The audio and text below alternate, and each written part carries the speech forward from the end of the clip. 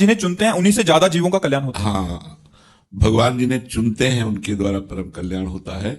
जैसे 0 वाट की एक अपनी प्रकाश शक्ति है, हाइड्रोजन की एक अपनी प्रकाश शक्ति है, लेकिन अलग अलग यंत्रों के द्वारा वही बिजली प्रकाशित होती है, पर उतना ही प्रकाश होता है जितना तप, साधना, भजन किया जाता है। या फिर भगवान जिनको चुन लेते हैं और उन पर कृपा कर देते हैं तो उनके द्वारा शास्त्रों जीवों का परम मंगल होता है।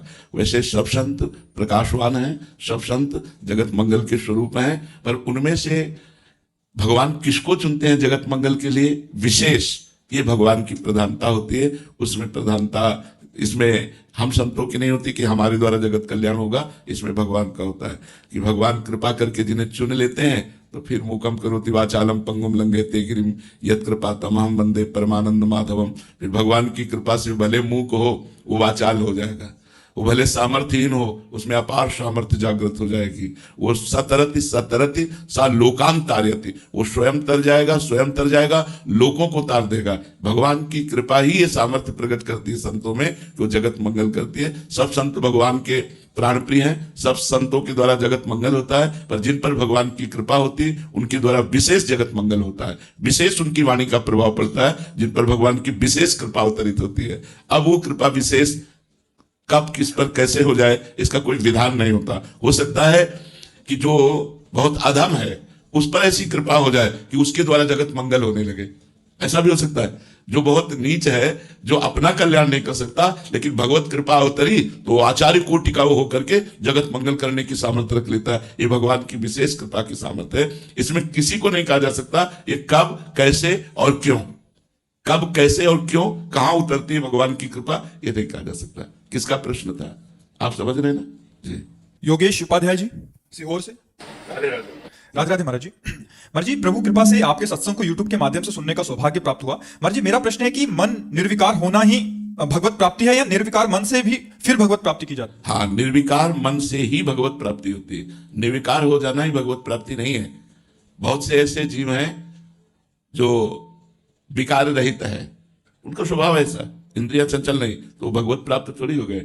या बहुत से जितेंद्रिय हैं, मनोनिग्रही हैं, तो केवल जितेंद्रिय और मनोनिग्रही से भगवत प्राप्ति नहीं हो जाती, इसी से केवल भगवत प्राप्ति नहीं हो जाती। जितेंद्रिय और मनोनिग्रही होकर भगवत व्याकुलता, भगवत प्राप्ति की व्याकुलता, रुदु सुस्वरम राजन कृष्ण दर्शन लालसा, जब तक लालसा नहीं होगी, भगवान के लिए रोना नहीं आएगा, तड़पना नहीं आएगा, तो वास्तविक बात है कि भगवत प्राप्ति नहीं होती है। इंद्रियां भी पवित्र हो गई, मन भी निर्मल हो गया, तो उसके लिए तपोलोक है, जनलोक है, महरलोक है, और बढ़ जाओ ब्रह्मलोक है। लेकिन ब्रह्मानुभूति या भगवत प्रेम, ये तो भगवत प्राप्ति की प्रबल लालसा से होता है। इसीलिए संतों की महिमा गाई गई है कि जो बड़ी बड़ी साधनाओं से बात नहीं बनती, हम संतों के संग से उस भगवत प्राप्ति की लालसा को अपने हृदय में जागृत कर लेते हैं। थोड़े दिनों के सत्संग में हम कुमार्गामी प्रवृत्तियों का त्याग करके, और एक हृदय में एक आग लगती है कि हम भी भजन करें, हम भी अच्छे बने, हम भी भगवत प्राप्ति करें। इसीलिए तात स्वर्ग पवर्ग सुख धरी तुलाय कंग तूल न ताय सकल मिली, जो सुख लव सत्संग। जहां मानुषिक भोगों की बात क्या, स्वर्ग के भोगों की बात क्या, मोक्ष सुख की भी तुलना नहीं की गई सत्संग से। वो क्यों? क्योंकि सत्संग से भगवत प्राप्ति की प्रबल लालसा जागृत हो जाती है, सत्संग से भगवत प्रेम का अनुभव होने लगता है। इसलिए साधु समागम से बढ़ करके कोई लाभ नहीं कहा गया, और जिसे साधु समागम लाभ मिल गया वो चाहे जितना अपवित्र मन बुद्धि वाला हो, एक दिन वो भगवत प्रेम की प्राप्ति की लालसा से युक्त हो जाएगा। भगवत प्रेम प्राप्ति की लालसा सबसे दुर्लभ बात है, सबसे दुर्लभ बात है भगवत प्रेम प्राप्ति की लालसा जी।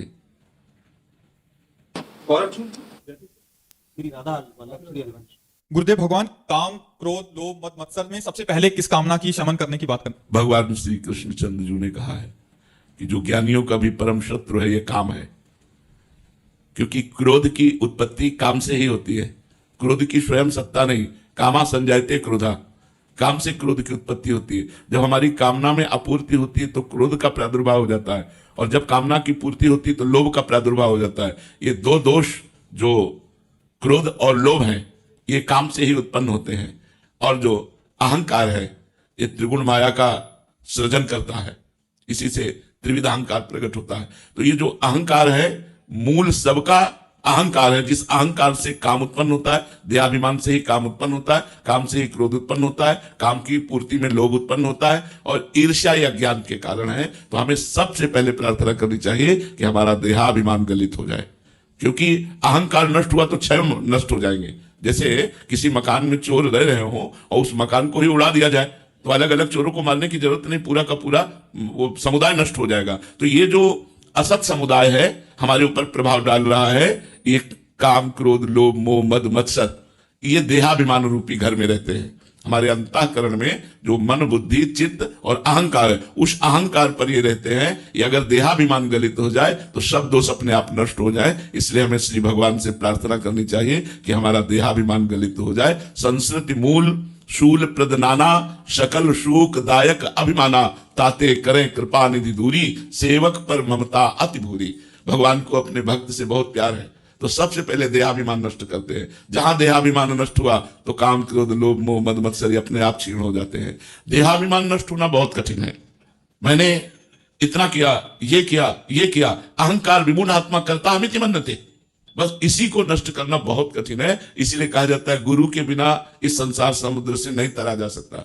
क्योंकि जब हम गुरु की शरण में होते हैं और उनकी आज्ञा के अनुसार चलते हैं तो हमको लगता है गुरु कृपा से आज हमको गंगा नहाने को मिला, गुरु कृपा से आज हम तीर्थराज प्रयाग आए, गुरु कृपा से आज हम काशी गए, गुरु कृपा से आज हम वृंदावन आए। ये हमारे ऊपर गुरुदेव की कृपा है। जब वो कृपा को देखता है तब अहंकार नष्ट हो जाता है, और जब अहंकार होता है तो कृपा नहीं दिखाई देती। और अहंकार जहां जिस साधन पर हुआ वो साधन माया को नष्ट नहीं कर सकता। जो संस्कृति है आवागमन, पुनरपि जननम पुनरपि मरणम पुनरपि जननी जठरे शयनम, इसका नाश जो अहंकार का नाश है वो बिना गुरु कृपा के नहीं हो सकता। इसीलिए ध्यान मूलम गुरु मूर्ति, पूजा मूलम गुरु पदम, मंत्र मूलम गुरु वाक्यम, मोक्ष मूलम गुरु कृपा। मोक्ष मूलम गुरु कृपा। जब साधक गुरु कृपा से चलता है तब उसका अहंकार गलित हो जाता है, और जब स्वयं कोई साधना करता है तो अहंकार पुष्ट हो जाता है। अहंकार पुष्ट होने से आप बहुत बड़े पुण्यात्मा हैं, तीर्थ यात्रा किए हुए हैं, आप बहुत बड़े दानी हैं, आप बहुत बड़े परोपकारी हैं, तो आपको स्वर्ग मिलेगा, भगवत प्राप्ति थोड़ी हो जाएगी। हमारे लोक बने हुए हैं भगवान के, स्वर्ग लोक, महालोक, जनलोक, तपलोक, सत्यलोक, लेकिन आपको भगवत साक्षात्कार थोड़ी हो जाएगा। भगवत साक्षात्कार होता है अति दैन्य होकर के, जब रुदन प्रारंभ होता है प्रभु के लिए। ये बहुत बड़ी बात है। जब रहा नहीं जाता, जब जिया नहीं जाता, दरस बिन दुखन लागे नैन, जब से तुम बिछुरे पिए प्यारे कबहु न पायो चैन, ये भगवत प्राप्ति कराता है। या प्रबल मुमुक्षुता, मुझे मोक्ष की प्राप्ति हो जाए, अब मैं इस संसार के भोगों से ऊब गया हूं, अब मैं इस आवागमन के चक्र से थक गया हूं, अब मुझे जिज्ञासा है कि मोक्ष कैसे प्राप्त हो, ये अंदर आ जाना, ये सत्संग से ही आता है। तो बिना सत्संग के ये सदगुरु की प्राप्ति नहीं होती, और बिना सदगुरु की प्राप्ति के अहंकार गलित नहीं होता, और बिना अहंकार के गलित हुए मोक्ष या प्रेम की प्राप्ति नहीं होती। तो हमें सबसे पहले अहंकार के गलित होने की प्रार्थना करनी चाहिए। सुनीता जी सोनीपत से, राधे राधे महाराज जी। महाराज जी, धन की चाह नहीं है, पर समाज में रहते हुए तथा अपनों के बर्ताव के कारण धनी बनने की इच्छा जागृत होती है। कहीं इच्छा भगवान से दूर तो नहीं कर देगी, क्योंकि धन का दूसरा नाम माया है। हाँ, अर्थ ही अनर्थ का कारण है, लेकिन अर्थ ही धर्म की पूर्ति भी कराता है। अगर हम अधर्म के द्वारा धन कमाएंगे तो हमारी बुद्धि को भ्रष्ट कर देगा। अधर्म के द्वारा तो हमें धन नहीं चाहिए, ये पक्का निश्चय कर लेना चाहिए। कोई किसी भी पद में हो, अगर घूस लेगा, अगर अधर्म से धन की प्राप्ति करेगा तो उसके परिवार में अशांति पैदा कर देगा। यह धर्म का धन, यह अधर्म का धन रोगों की बाहुल्यता, बुद्धि भ्रष्ट करके राग द्वेष की वृद्धि और बहुत तरह की हानि करता है। हमारे परिवार के भरण पोषण के लिए और हमारे धर्म की पूर्ति के लिए। धर्म की पूर्ति का, जैसे हमारे यहाँ कोई अतिथि आता है, कोई संत महात्मा आता है या कोई भिक्षुक आता है, तो हम उसकी भिक्षा दे सकें, हमारी इतनी सामर्थ्य होनी चाहिए। तो इसके लिए हम प्रभु से प्रार्थना कर सकते हैं। भगवान ने अपने भक्तों में आर्त, अर्थार्थी, जिज्ञासु और ज्ञानी, ये चारों को भक्त कहा है। वैसे अर्थार्थी का तो सीधा अर्थ है परम धन रूपी भगवान में प्रेम करना। ये अर्थ तो अनर्थ का कारण है, पर यदि हमारे अंदर धन की चाह है तो हम भगवान से प्रार्थना करें और धर्म पूर्वक आचरण करके जो कमाई मिले उससे हम परिवार का पोषण करें, तो भगवान की कृपा से और धर्म को धारण करने के कारण हमारे 4 पुरुषार्थ है, धर्म, अर्थ, काम, मोक्ष। देखो, अर्थ को धर्म के समीप रखा गया है। अगर धर्म के द्वारा अर्थ कमाया जाए और उससे हमारी कामनाओं की पूर्ति हो तो मोक्षाभिलाषी तक बन सकते हैं। और यदि अधर्म के द्वारा धन कमाया जाएगा वो हमारा परम नाश कर देगा। परमार्थ का नाश हो जाना ही परम नाश है। भगवान से हम मांग सकते हैं धन, क्योंकि वो पिता है, वो स्वामी है, सर्वलोक महेश्वर है। पर हम मांग करके छूट दे दे इतनी कि यदि इस धन की प्राप्ति से हमारी बुद्धि भ्रष्ट ना हो तो आप दे देना। नाथ, यदि आपसे विमुख करने वाला धन हो तो आप हमें कभी मत देना। तो हम प्रभु से प्रार्थना करें इतनी छूट कर दे। धन की आवश्यकता तो लोक व्यवहार में है और धर्म के पालन करने में भी है, अपने धर्म का निर्वाह करने के लिए। इसलिए हम सत्कर्म के द्वारा धन प्राप्त करें, अपने अपने कार्यों में ईमानदारी से बर्ताव करें और जो पेमेंट मिले उससे परिवार का पोषण करें। अधिक धन की चाह हमको भ्रष्ट कर सकती है यदि भगवान से हम विमुख है तो, और भगवान के सन्मुख है तो हम वो चाह अपनी भगवान के चरणों में रखें, भगवान पूरी करेंगे। देखो, ध्रुव जी को जब लालसा जगी पद की कि पिता ने हमको राज्य सिंहासन पर बैठे हुए अपनी गोद में नहीं बैठने दिया, जो उनकी पत्नी सुरुचि थी उनको अच्छा नहीं लगा तो झिटक दिया ध्रुव को। अब ये संस्कारी बालक, इनके मन में आया तो मैं ऐसा पद प्राप्त करूंगा जो हमारे पिता को भी प्राप्त नहीं है। अपनी माता सुनीति से कहा, सुनीति माता ने कहा, बेटा महाराज उत्तानपाद हमको महारानी क्या, इस समय तो दासी भी नहीं समझते, जो कुछ है वो सुरुचि रानी है। ठीक ही कहा विमाता ने, यदि भगवान नारायण की तुम आराधना करोगे तो तुम्हारी कामना की पूर्ति कर देंगे। 5 वर्ष का बालक परम पद की प्राप्ति के लिए, उच्च पद की प्राप्ति के लिए घर से निकल पड़ा। जब कोई भगवान के मार्ग में भगवान की चाह करके निकलता है तो उसे संत समागम भगवान अपनी तरफ से दिला देते हैं। उसी समय देवर्षि नारद जी मिल जाते हैं नगर से निकलते ही, और उन्होंने 6 महीने में वो अटल पदवी प्राप्त की जिनकी सप्त ऋषि आज भी परिक्रमा करते हैं। ध्रुव पदवी आज भी अटल विराजमान है। तो यदि हम धन चाहे, पद चाहे, तो उसके लिए फिर हमें तपस्या करनी होगी, केवल चाह से पूर्ति नहीं होगी। हमने एकांतिक में एक दिन कहा, किसी ने प्रश्न किया था कि भगवान से मैंने कामना की, हमारी कामना की पूर्ति नहीं हुई। तो हमने कहा, देखो भगवान की ये दुकान है, दुकान में 2 को ही सामान मिलती है।